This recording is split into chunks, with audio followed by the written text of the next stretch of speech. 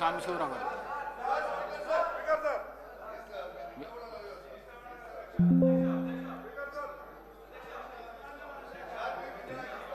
ధన్యవాదాలు అధ్యక్ష గారు. తెలంగాణ ఉద్యమకారులకు సంబంధించి తెలంగాణ రాష్ట్ర అవతరణ సందర్భంగా ఉద్యమాల్లో పాల్గొన్నటువంటి కొన్ని వందల మంది కేసులకు వెళ్ళారు, జైళ్ళకి వెళ్ళారు. వాళ్ళందరికీ ఏదైనా తెలంగాణ వచ్చిన తర్వాత ఒక వారి బ్రతుకు తెరువు బాగుపడేటువంటి అవకాశం వస్తుందని ఆశించారు. కానీ ఏమీ రాలేదు. ఈ కొత్త ప్రభుత్వం వచ్చిన తర్వాత ఆనాడు ఉద్యమంలో పాల్గొన్న వాళ్ళందరికీ 250 గజాలు చొప్పున ఏర్పాటు చేసి ఇళ్ళు ఏర్పాటు చేస్తామని హామీ ఇచ్చారు. అది ఇప్పుడు అందరూ అడుగుతూ ఉన్నారు.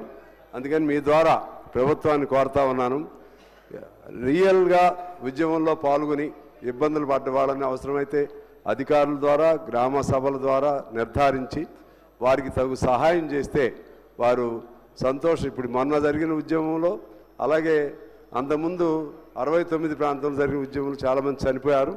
వాళ్ళు నిజంగా పోలీస్ కాల్పులకు గురైన వాళ్ళు కూడా ఉన్నారు. వాళ్ళకి ఎటువంటి సహాయం అందలేదు అధ్యక్ష. వాళ్ళకి సంబంధించి మీ ద్వారా ప్రభుత్వానికి గుర్తు చేస్తున్నాను, ఏదైనా సహాయం చేయమని చెప్పి. రెండో అంశం, ఉస్మానియా యూనివర్సిటీకి సంబంధించి 13/3/25 అంటే మొన్నే ఒక జీవో ఇష్యూ చేశారు. ఆ జీవో ఏమిటంటే ఆ ఉస్మానియా యూనివర్సిటీ పరిధిలో విద్యార్థులు కానీ లేకపోతే మరెవరు కానీ ఏదైనా సరే ఆందోళనలు ధర్నాలు చేయకూడదు, స్లోగన్స్ కూడా ఇవ్వకూడదు. ఇంకా 2-3 అంశాలు పెట్టారు అధ్యక్ష. ఉస్మానియా కేంద్రం అంటే మనందరికీ తెలుసు.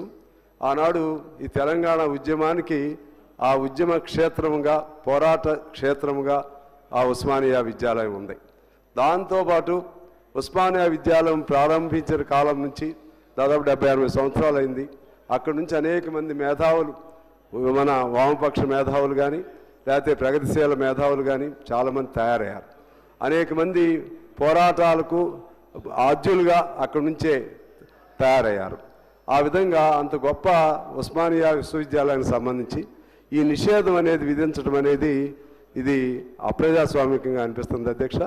అందువలన ఏదైనా అక్కడ ఇబ్బంది ఉండి దాని రన్నింగ్ సంబంధించి విద్యాలయ నిర్వహణకు సంబంధించి ఎటువంటి ఇబ్బందులైనా ఉంటే ఒక సమిష్టిగా అక్కడ విద్యార్థులతోనూ విద్యార్థి నాయకులు సంఘాలతోనూ అలాగే ఫ్యాకల్టీ సభ్యులు అలాగే వైస్ ఛాన్సలర్ ఇంకా ఇతర సంబంధిత ఆ స్థానిక ప్రజాప్రతినిధులు కూర్చుని ఈ అంశాల్లో విశ్వవిద్యాలయం నడపడానికి ఇబ్బందిగా ఉంది, ఇవి చేయొద్దు అని చెప్పాలి తప్పితే ధర్నాలు చేయకూడదు, స్లోగన్స్ ఇవ్వకూడదు అనేది అది కరెక్ట్ కాదనేది నేను మీ ద్వారా ప్రభుత్వానికి తెలియజేయాలని నేను భావిస్తున్నాను.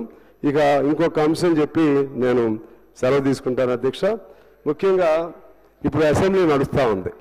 అసెంబ్లీ నడుస్తున్న తరుణంలో చాలామంది ప్రజా సంఘాల వారందరూ కూడా వాళ్ళ బాధలు చెప్పుకోవచ్చని మనం చూసాం.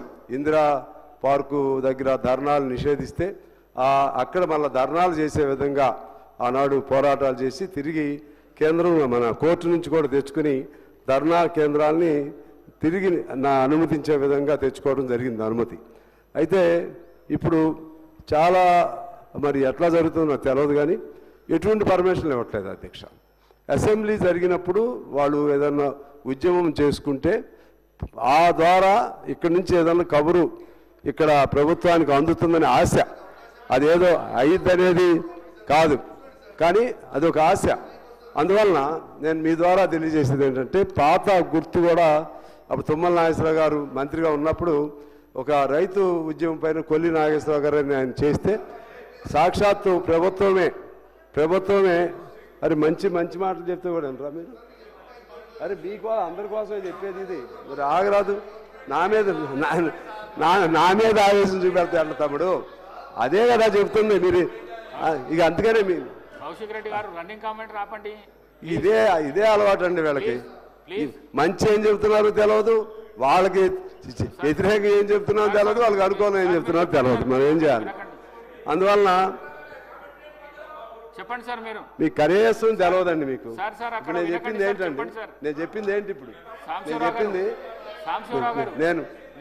నేను చెప్పింది మంచి ఆలోచన చెప్తుంటే అధ్యక్ష నేను ఏమంటున్నానంటే 2014 పూర్వం ఏ ధర్నాలు చేసుకున్నా ప్రభుత్వాలే మంత్రులను కూడా పంపించి వాళ్ళకి ఏదైనా ఒక హామీ ఇప్పించేటువంటి ఒక సాంప్రదాయం ఉండేది అధ్యక్ష. అందువలన ఇవాళ తెలంగాణలో మరలా కాంగ్రెస్ ప్రభుత్వం వచ్చిన తర్వాత మళ్ళీ పాత వరవడి రావాలని చెప్పి మీ ద్వారా నేను కోరుతున్నాను. వాళ్ళేమి ఇప్పుడు మహిళలు ఉద్యమం చేయాలనుకుంటారు, వాళ్ళేమి తుపాకులు ఉండవు, లేకపోతే ఇంకేదో ఇబ్బందులు పెట్టరు. అందువలన మీ ద్వారా నేను కోరేది 2014 పూర్వం ఎలా ఉందో ఆ విధంగా ఆయా సంఘాలు వాళ్ళకు సంబంధించిన బాధలు చెప్పుకునే అవకాశాన్ని ఇవ్వాలని, పోలీసులు అనుచితంగా ఇష్టారాజ్యంగా గ్రామాల్లోనే ఈ అసెంబ్లీ జరిగే టైంలో ఊరేగింపని అంటే చాలు అరెస్టులు చేయటం లాంటి పద్ధతులు పోవాలని చెప్పి మీ ద్వారా ప్రభుత్వానికి తెలియజేస్తా ఉన్నాను అధ్యక్ష. గౌరవ సభ్యుల యొక్క విషయాలన్నీ పరిగణలోకి తీసుకోవడం జరుగుతుంది అధ్యక్ష.